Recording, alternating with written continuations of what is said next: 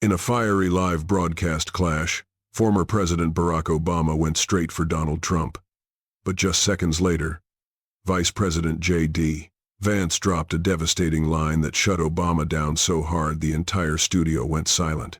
The moment is exploding online and people are saying it could flip the political landscape overnight. The studio lights blazed. Millions of Americans sat glued to their TVs, waiting for the debate everyone had been hyping for weeks. On one side of the stage sat Barack Obama, calm, polished, and visibly itching to unload. On the other side, Donald Trump towering, unbothered, his presence filling the room like gravity itself.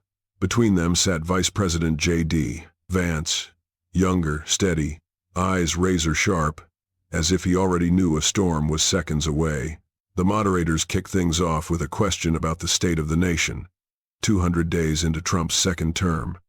The tension thickened. The audience quieted to a hush. Then, like a man who'd been storing up a grudge for years, Obama leaned toward the mic. His voice dripped with contempt. "In just 200 days, Donald, you've turned this country upside down," he said, cold as ice. "Everything we built over 8 years, you wrecked it. You're arrogant, reckless, and frankly a lunatic. America should regret ever letting you back into this office." Gasps shot through the crowd. Trump adjusted his tie, unusually silent. But J.D. Vance's jaw clenched. He wasn't about to let that slide. Obama sharpened his tone, each line landing like a swing from a blade. "You never accomplished anything. You colluded with Russia to steal 2016. You were the worst president the first time, and you're even worse now. You never should have won, and deep down, you know it." The crowd shifted, some clapping, others booing. But what grabbed everyone's attention was Trump's silence. He leaned back, letting Obama fire away. Cameras zoomed in on his face. Stone still, unreadable. Obama's confidence swelled as he delivered what he clearly thought was his knockout blow. "You are an embarrassment to this nation. You've shattered our values, insulted our allies, and dragged the presidency into disgrace." The moderators froze, unsure whether to intervene. Reporters in the back hammered at their keyboards, racing to craft headlines. But then suddenly the country's attention snapped away from Obama and straight to J.D. Vance. The vice president slowly leaned forward, planting his hand on the desk. He hadn't said a single word yet, but his stare locked onto Obama like a warning shot. The crowd sensed it, something was coming, something big. J.D. Vance drew a deep breath. The room fell dead silent. Even Obama tilted his head, almost daring him to respond. "Mr. Obama," Vance began, voice low but burning with intensity. "You've said enough." The crowd froze. Simple words, but they hit like a hammer. He turned slightly toward the camera, speaking not just to Obama, but to every American watching at home. "You call President Trump a lunatic?" "A disgrace," Vance shot back. "All right, let's talk about disgrace. Let's talk about what you did when the American people chose differently in 2016. He didn't raise his voice. He didn't have to. You, Hillary Clinton, and James Comey cooked up the Russia collusion hoax to overturn the will of the voters. That wasn't politics. That was betrayal." Gasps tore through the studio. Obama's confident grin vanished, replaced by a tight jaw and narrowed eyes. Vance didn't slow down. "You want to talk arrogance? You were the one pulling the strings while Joe Biden was tucked away, sick and hidden. You were the one who opened the floodgates and let millions of illegal migrants cross our borders, putting Americans at risk.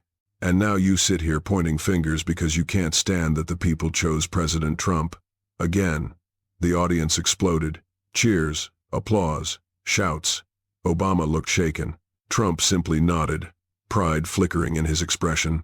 J.D. Vance was only getting started. The studio erupted into chaos the moment he fired back, half the room gasping, the other half on its feet cheering. Cameras flashed wildly. Reporters hammered at their keyboards like they were witnessing history. Obama stiffened. He wasn't used to being hit this hard, especially not by someone younger, someone delivering every line with unshakable conviction. Trump sat back, arms relaxed, eyes gleaming. He didn't need to say a word. His vice president was doing exactly what the moment demanded. Vance leaned into the mic again. "Mr. Obama, You want to call this president arrogant? Here's the truth. You still can't accept that Americans rejected your vision twice. They wanted strength. They wanted borders. They wanted America first. And that's exactly what they got. Each word landed like a sledgehammer. A woman in the front row wiped tears from her eyes and whispered, "Finally, someone said it." For the first time in years, it wasn't Trump throwing the punches. It was J.D. Vance standing tall for millions who felt ignored. This wasn't just a debate anymore. It was a line in the sand. Obama tried to recover. He straightened his suit, forced a smile, and leaned toward the mic. "Jay," he sneered, "you're just a mouthpiece. You think defending him makes you a hero?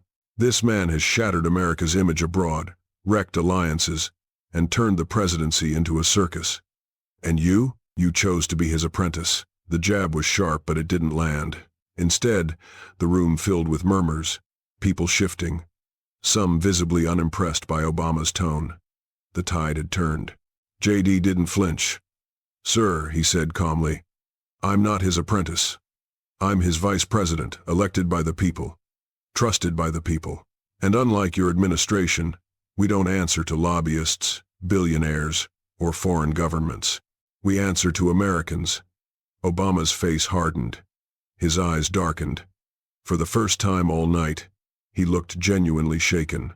He had come expecting to steamroll Trump, but he hadn't expected J.D. Vance to hit back with such precision. The crowd's energy surged toward Vance. Reporters whispered, realizing the entire narrative of the night was shifting in real time. J.D. Vance leaned forward, voice steady, sharp, and cutting clean through the noise.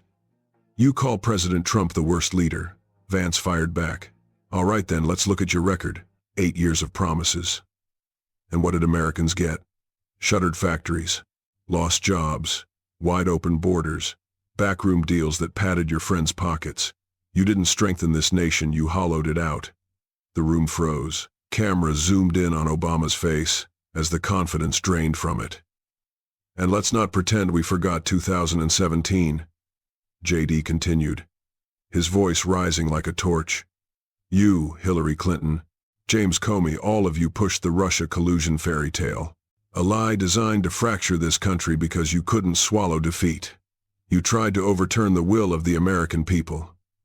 That's not leadership, Mr. Obama. That's corruption." The audience detonated. Applause, shouts. Some people even cried. Trump turned slightly and gave Vance the smallest nod, quiet, but unmistakably proud. Obama opened his mouth. Nothing came out. For the first time all night, he looked cornered. J.D. Vance had landed the blow that flipped the entire debate upside down. The studio fell into a chilling silence. Even the moderators sat stiff, cards shaking in their hands. The weight of Vance's words had hit like a steel hammer. Obama shifted in his chair, trying to recover. He forced a crooked smile, but the tension in his eyes betrayed him. He hadn't expected Vance calm, sharp, relentless to punch back this hard. Across the country, living rooms went silent. Families sat glued to the screen, breath held. Phones lit up as clips spread like wildfire. Twitter, Facebook, TikTok, the whole internet erupted. In Ohio, a woman whispered to her husband, "This is the first time I've felt hope in years." A man in Texas typed out, "J.D. Vance just spoke for all of us." Obama sat frozen, calculating. Should he hit back harder? Or had he already lost the room? Trump leaned back, satisfied. He didn't need to say a word. His vice president was carrying the night, and everyone knew it. Breaking the silence, Obama finally leaned forward, voice harsher, tinged with frustration.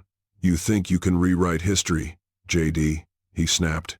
"The truth is, Trump isolated America, mocked our allies, and turned the presidency into a joke. You can defend him all you want, but facts don't lie. He'll go down as the worst leader in modern history." The line cut, but it didn't land. The energy just wasn't there. A few scattered claps, loud boos. The momentum had clearly shifted. J.D. Vance didn't blink. He waited for Obama to finish, then leaned forward with surgical calm. "Mr. Obama, the facts do matter, and the people remember. Under your leadership, jobs vanished. Factories shut down, the borders swung wide open. Communities were overrun with drugs and crime, and yet here you are pretending you were some sort of savior. The crowd erupted a tidal wave of applause, cheers, even tears. Obama glanced around nervously. None of it was for him anymore. The power he once commanded was slipping through his fingers, and J.D. Vance was only heating up. His voice grew stronger, each word landing like a drumbeat. You accuse President Trump of arrogance. But arrogance is hiding behind a rigged narrative, whispering lies about Russia to delegitimize a victory you couldn't stop. Arrogance is pretending Joe Biden was healthy when he wasn't, because you needed a puppet. Arrogance is thinking you could fool the American people forever. The moment J.D. said it, the studio exploded. Thunderous applause slammed against the walls. People jumped from their seats waving American flags they'd smuggled into the audience. Some were openly crying. The camera swept across the room, catching every trembling lip, every raised fist, every tear. Trump finally leaned toward J.D. and whispered something only he could hear. Vance gave the slightest nod, then turned his gaze back to Obama, locking him in place like a spotlight. "And here's the truth, sir," J.D. said, his tone firm, unforgiving. "You weren't protecting America. You were protecting yourself. You raked in billions while ordinary families lost everything. That's why this moment terrifies you, because the truth has finally caught up." Obama froze. The words hit deeper than he expected. The moderators tried and failed to quiet the roaring crowd. It didn't matter anymore. The turning point had arrived, and J.D. Vance had seized it without hesitation.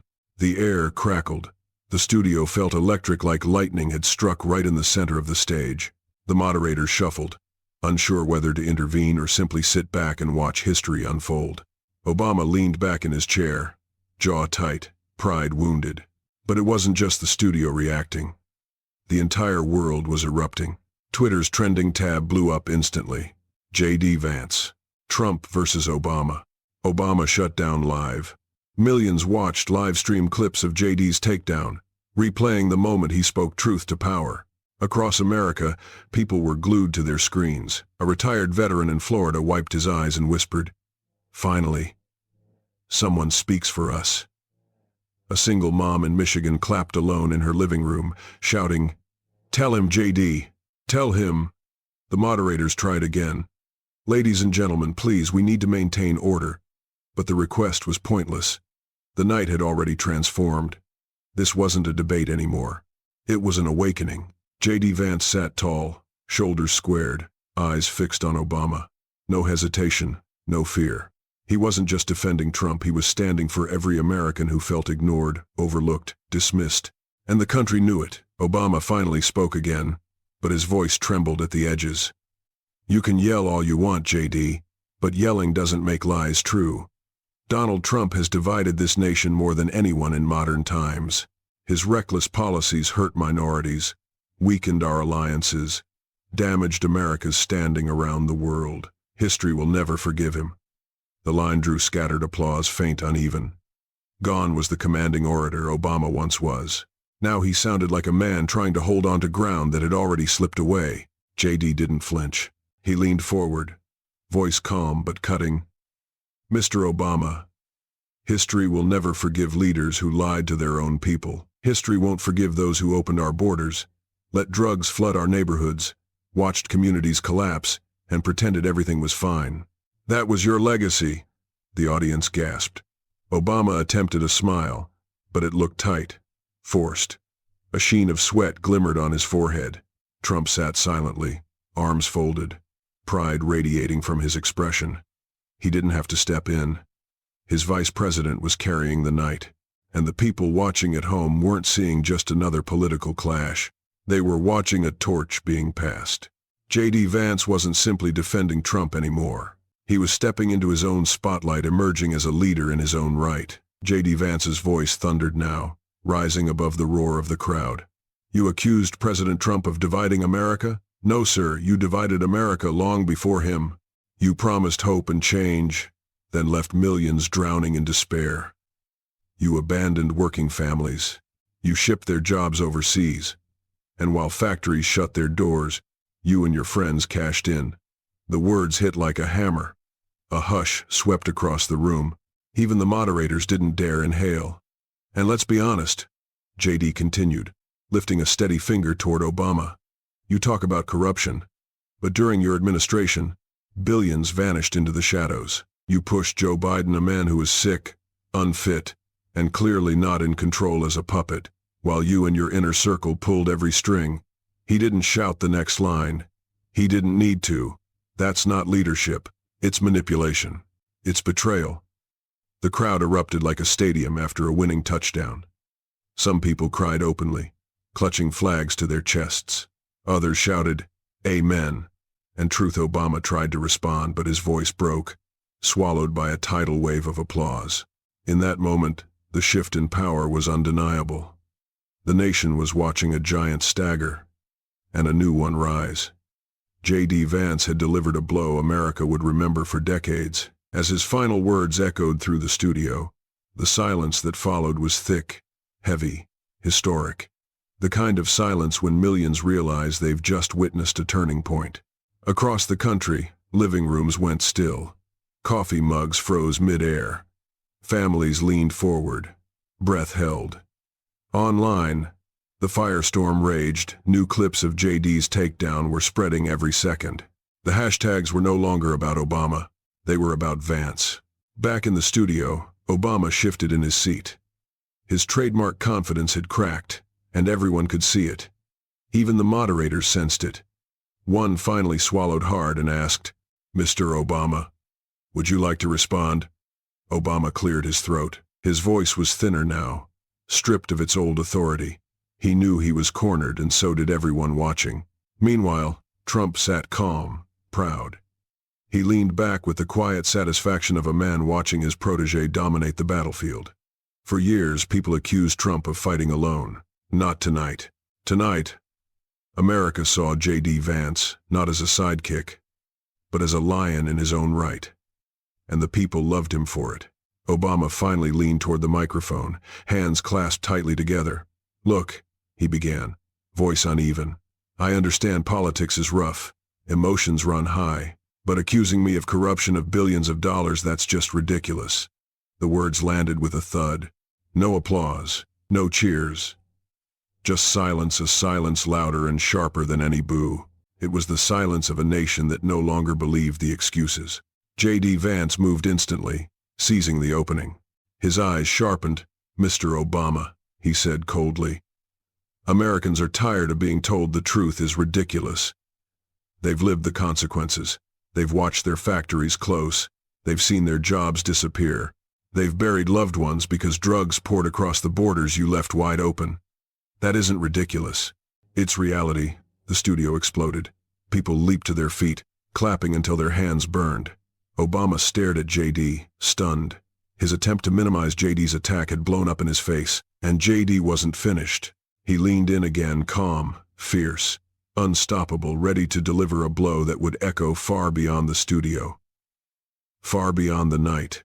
J.D. Vance straightened his back, his presence snapping every camera in the studio to full attention. His voice cut through the air with chilling clarity.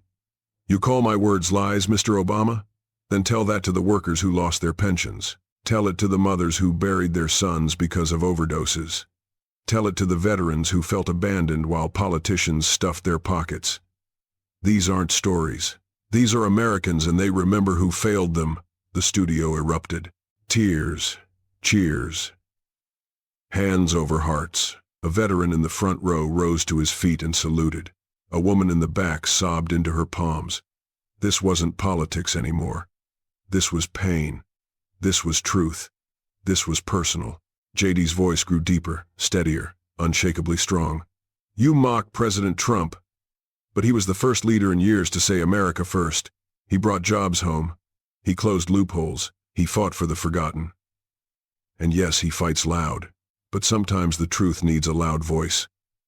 Obama's face fell, his composure shattered like glass. For the first time, he had no comeback. The camera zoomed in on J.D. Vance, the young vice president who had just silenced a former president, and across the nation, millions were in tears, tears of pride, of relief, of hope. The moment J.D. Vance shut down, Obama spread like wildfire. Within minutes, clipped videos flooded every corner of the internet. On TikTok, teenagers edited JD's lines over patriotic soundtracks. On Facebook, grandmothers shared it with captions like, "Finally, courage." On Twitter, hashtags exploded. Number Vance Truth. Number Obama Exposed. Number JD Shockwave. News outlets scrambled to rewrite their headlines. What was supposed to be Obama's night had transformed into the night. JD Vance became the voice of millions.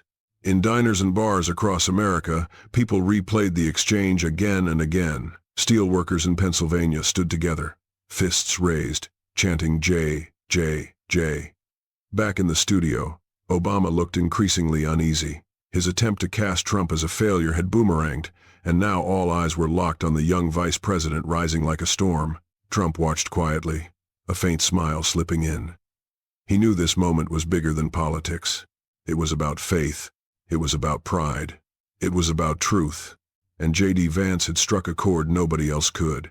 Obama leaned back toward the mic, his voice slower, almost pleading. "America isn't perfect," he said. "We all make mistakes. But I worked to bring dignity, respect, unity to this office. I tried to build bridges, not walls. And I won't sit here and let you erase everything we fought for." A few clapped, but it was weak, scattered, hollow. The once electrifying force of Barack Obama had faded. His words, which once lit stadiums on fire, now flickered next to the blaze JD had ignited. JD waited, calm as a surgeon before delivering the cut. Dignity, unity. Tell that to the veterans who couldn't afford health care. Tell that to the workers who lost everything when jobs were shipped overseas. Tell that to the families who stared at an empty chair at the dinner table because drugs poured across a border you left open. That happened under you. A gasp tore through the crowd. A man in the front row broke down, whispering through tears. "That was my son." The cameras caught it, and suddenly, an entire nation cried with him. Obama shifted, shaken again. JD hadn't just won a debate. He had opened a wound America had tried to ignore. JD leaned forward once more, his voice firm, slow, deliberate, unforgettable. JD Vance straightened his back, every camera in the studio locking onto him like magnets drawn to steel. His voice landed with razor-sharp clarity. "Mr. Obama, here's the truth. You don't hate Donald Trump because he failed. You hate him because he succeeded where you never could. He gave a voice to the forgotten. He put America first. And that's why the people chose him again." The words crashed over the room like thunder. The audience shot to their feet, cheering, crying, clapping until the walls shook. Cameras caught faces streaked with tears, mothers clutching their children, veterans saluting with trembling hands. Obama froze. His lips parted, but no sound escaped. For the first time, the great orator had no words. Trump leaned toward JD and whispered a single word: "Perfect." Across the country, living rooms erupted. Families hugged each other. Some dropped to their knees in prayer, thanking God that someone had finally spoken aloud what they felt inside. The moderators tried to regain control, but it was pointless. This stage was no longer a debate. It had become America's heartbeat. JD Vance's words had hit something raw, something deep. The cameras swept the audience, mothers holding their kids tight, veterans standing at attention, ordinary people wiping away years of pent-up emotion. And across the nation, watch parties transformed into prayer circles. In a small town in West Virginia, coal miners bowed their heads and whispered thanks. In Detroit, a family huddled around an old TV set, tears streaming as they murmured, "This is history. This is hope." Obama shifted in his chair, his confidence slipping. The energy in the room had abandoned him. Trump remained still and calm. Hands folded, he didn't need to speak. JD Vance had become the voice of the crowd. This wasn't a debate anymore. It was a reckoning. Obama leaned in again, his tone sharper now, tinged with bitterness. "JD," he said, "you're young, ambitious, but don't confuse theatrics with leadership. History will judge you. It will judge Trump, and it won't be as kind as you imagine. America's watching, and one day they'll see the damage you've done." He tried to summon the old fire in his delivery, but the crowd wasn't with him. A few scattered claps fizzled out quickly. Most sat still, arms folded, shaking their heads. JD waited. Patient. unshaken. Then he leaned forward, his voice calm but cutting like cold steel. "Mr. Obama, history is watching. And tonight, it just watched you lose the trust of the people. Leadership isn't about speeches, it's about results. And the results of your years in office are clear: broken families, broken borders, broken promises." The audience erupted. A roaring chant rose from the floor. USA, USA, USA. It drowned out everything. Obama's face fell. The more he talked, the smaller he seemed, and J.D. Vance with every second only grew stronger. Then J.D. rose slightly, leaning into the microphone. Eyes locked on Obama, his words slow, precise, unforgettable. J.D. Vance stood tall, his voice slicing through the air with absolute clarity. "You call President Trump dangerous, arrogant. But here's the truth, Mr. Obama. Donald Trump gave America back to its people, and you tried to take it from them. That's why you'll never be remembered as a builder of hope, but as a man who tried to silence it." The words hit like a lightning strike. The room detonated. People jumped to their feet, cheering, crying, waving flags. Strangers hugged strangers. Mothers lifted their children high. Veterans saluted through shaking hands.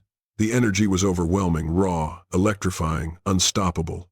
Obama sat frozen. His mouth opened, but no sound came. For the first time, the famed orator had no words. Trump leaned toward J.D., whispering a single word: "Perfect." Cameras captured the moment, the president resting a proud hand on his vice president's shoulder, and the image flooded millions of screens across the nation. Outside, fireworks erupted in spontaneous celebration.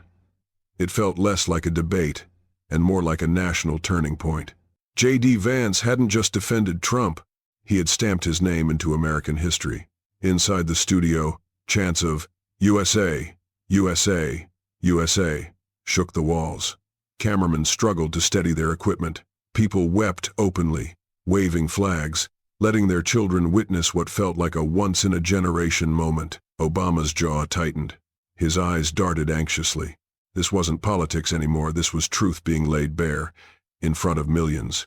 J.D. turned from Obama to the crowd, his voice steady. "This is not about left or right. Not Republican or Democrat. This is about America. And America deserves leaders who fight for its people, not leaders who betray them for power." Cheers erupted across living rooms nationwide. A farmer in Iowa shut off his tractor mid-plow and told his son, "That man right there, that's courage." Trump glanced over at J.D. with a subtle smile. He could feel it. The night was no longer about Obama. It was about Vance rising into his own. Obama leaned forward again, voice strained, cracking at the edges. "J.D., you can lecture me all night, but history won't forget what Donald Trump has done. You may win applause tonight, but someday people will see through this performance." But his words fell flat, hollow, almost bitter.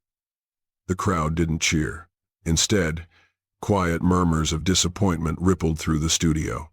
J.D. waited, then leaned toward the microphone, calm but razor-sharp. "Mr. Obama, performances are built on lies. Truth needs no stage, and the truth is simple. Under your leadership, families lost hope. Under President Trump, they found it again. That's not theater. That's reality." The room erupted again. People cried. Hands clapped until they were red. Chants of "truth, truth" filled the air. Obama recoiled, visibly shaken. For the first time, his voice, his greatest weapon, had failed him. J.D. Vance wasn't just defending a president anymore. He was becoming something bigger, a leader millions felt they could trust. The moderators tried to regain control, but the crowd was unstoppable. People were chanting J.D.'s name now. "Vance! Vance! Vance!" Reactions poured in from around the world. In Europe, bars streamed the debate live. In Israel, commentators praised Vance's boldness. Across Africa, even longtime admirers of Obama watched in shock as he struggled to reclaim control. Inside the studio, J.D. remained calm. His voice held no anger, only conviction. "The truth isn't meant to make politicians comfortable," he said. "It's meant to set people free." The audience roared, tears falling as they clapped with all their strength. Obama lowered his head, the weight of the moment pressing on him. He had expected to dominate. Instead, he had been dismantled by someone younger, hungrier, fearless. Trump, arms folded, watched with unmistakable pride. The passing of the torch wasn't subtle, it was happening live, in front of millions. The atmosphere shifted from applause to something deeper, pure emotion. A veteran rose, tears streaming, and saluted J.D. Vance. A mother clutched her child and whispered, maybe now my kids will have a future." J.D. paused, overwhelmed, eyes glistening under the hot studio lights. "This fight isn't just for tonight," he said. "It's for every one of you who felt ignored, who felt betrayed, who felt forgotten. You are not forgotten, not anymore." The room erupted with joy and sorrow intertwined. People hugged strangers. Some fell to their knees. The cameras captured it all, a nation's heart cracking open. Obama stared at the floor, pale and shaken. The people had chosen their side. For the first time, America cried tears of hope. The moderators attempted one last time to restore order, but the night had already been decided. Obama leaned back, defeated. "The chance of J.D. J.D. swallowed the room. J.D. delivered the final blow with calm precision. "Mr. Obama, tonight the people saw the truth.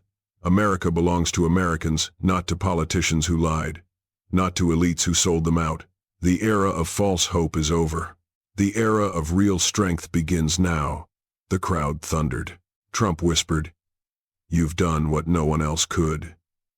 J.D. nodded, humbled. Across the nation, living rooms erupted in applause. Soldiers abroad saluted their screens. Veterans cried. Families prayed. For the first time in his career, Barack Obama was utterly silent. J.D. Vance stood tall, carrying the weight of a nation's hopes on his shoulders. The studio lights seemed brighter now, exposing every crack in Obama's composure. Reporters scribbled frantically. The narrative had flipped. What was meant to be Obama's triumphant return had become a historic humbling. J.D. simply folded his hands and let the silence speak, the silence of victory. A father in Ohio held his children close and whispered, "Remember this night." A grandmother in Texas bowed in prayer. Soldiers overseas watched with pride. The audience rose one final time as chants of "USA, USA, USA" shook the building. J.D. raised a hand, calming the room. "This isn't the end," he said. "It's the beginning of a new chapter for America. A chapter where truth is stronger than lies, where courage speaks louder than fear, and where the people, not politicians, lead this nation forward." The studio erupted. It wasn't just powerful, it was healing. The debate ended, but the echoes of J.D. Vance's words would live on. Obama left quietly, head bowed. Trump and Vance stood side by side, unity and strength as the audience roared. Outside, crowds cheered. Flags waved. Horns blared. People hugged in the streets. America had witnessed something historic. The triumph of truth over spin. The rise of a new voice. A moment that would be remembered for generations. J.D. Vance spoke the final words of the night. "America is not broken. America is alive. And together with courage and faith we will make it greater than ever before." The cameras captured everything. Tears flowed nationwide. Families prayed. Veterans saluted. Children stared at the screen in awe. Headlines would call it the defining political moment of a generation. But for millions watching, it wasn't history. It was personal.